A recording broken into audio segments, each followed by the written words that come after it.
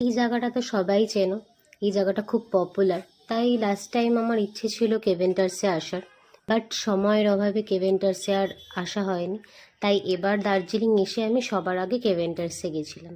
সবার মুখে শোনা যে এখানের ইংলিশ ব্রেকফাস্টটা নাকি খুব পপুলার, তো তাই জন্য আমি সবার প্রথমে টেবিলে বসেই মেনু কার্ড দেখে ইংলিশ ব্রেকফাস্টটা অর্ডার করে ফেলি এবং সাথে অর্ডার করি হচ্ছে হট চকলেট।